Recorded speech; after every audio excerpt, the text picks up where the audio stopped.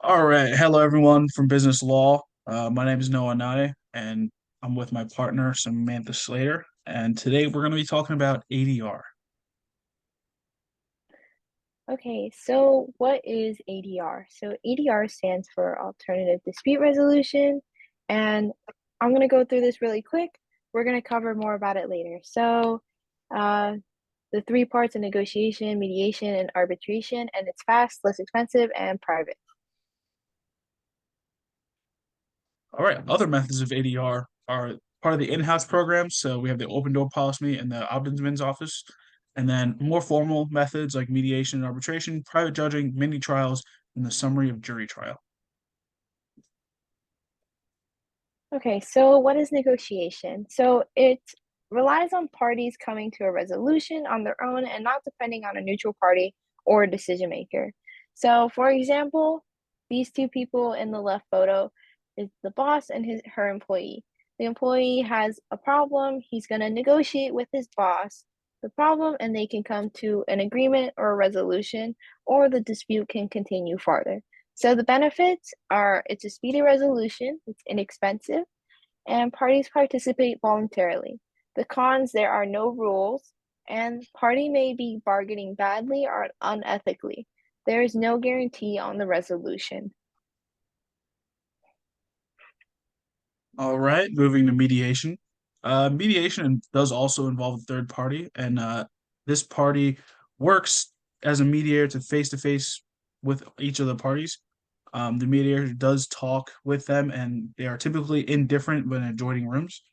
They determine common ground. So what the mediator does is he attempts to bridge a communication channel between the two parties. There are a few rules, however. There are there's no real process, but it can be customized for the mediator or either of the parties. There are party controlled results in this, so it should be a win-win at the end of everything. However, some disadvantages are obviously there are mediator fees because you're paying for that person to be there, and there are no sanctions or deadlines. So this can go on for pretty long if you're not careful. So even though it is less expensive than a typical court, it could be more expensive if it just keeps going on forever and ever and ever. There are some power imbalances that can be present. However, this mediation basically provides the fact that it shouldn't be possible in the first place.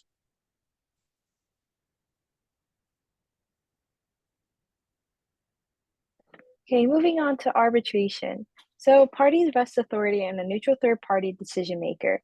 So that third party often has expert in law and subject matter at issue of dispute.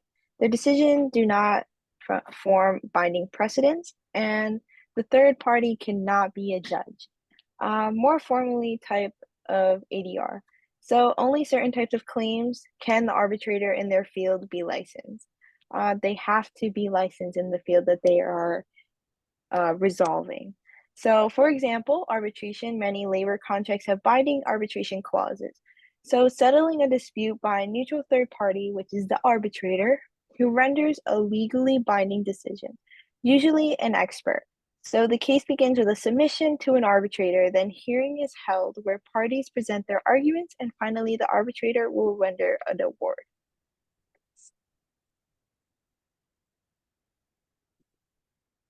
Okay, so let's talk about the in-house program. So the open door policy, this is a very common one.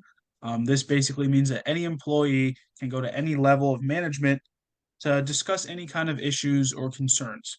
This ensures that there's a level of trust between managers and employees, so it makes it more safe for communication to be present.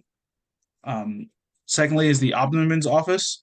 This is a person who is assigned to investigate any complaints against an institution, basically for any stakeholder. So this can include customers and employees.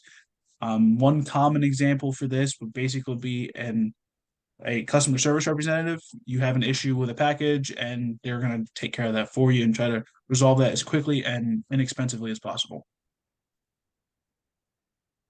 So that open door policy, as we see here, they're walking into the manager, and then there's a discussion happening there. And then for the ombudsman's office, someone calls in about something going wrong, and that leads to another person speaking with them to try to resolve that issue as quickly as possible. So, formal methods. includes mediation arbitration, which is both parties have a third person oversee the dispute, but in case mediation doesn't work, they come to an conclusion or agreement. It can be taken up to arbitration where they can elect the third party to have authority on decision making to settle the dispute, although their decision is non-binding.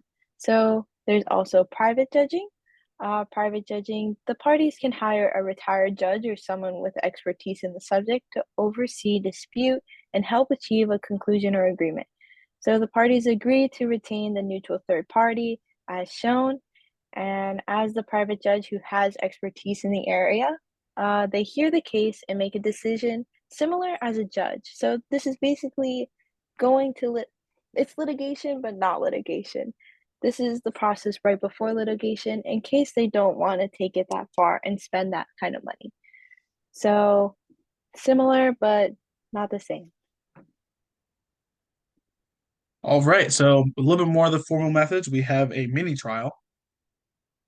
The mini trial allows for both parties to present their cases to decision-making groups on both sides. Um, this basically works that before they enter any kind of real mediation or negotiation, they have an idea of what they're talking about. So it's kind of like a meeting of the minds that happens before any formal events do occur. So it's kind of like a share your information period. So then we also have the summary jury trial. This is essentially a mock trial, and there's no binding verdict, and there's basically just a mock trial made for timing, sense of purpose, how to get a feel for your arguments, and that sort of thing. And then our works cited are the Business Law and the Legal Environment by Don Mayer and Daniel Warner, George Siegel, published by the Saylor Foundation in 2012. Thank you.